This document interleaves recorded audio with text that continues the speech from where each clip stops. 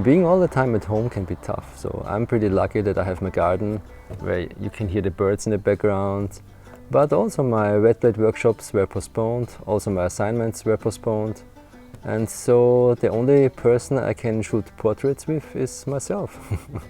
I did already 2 coronavirus wet blades, but today I want to do a different one. I want to put the virus into the wet blade, like as a symbol.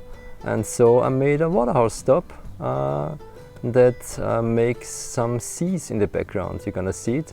I'm gonna share with you how I made the simple Waterhouse stop and what I thought about the images I did. Enjoy!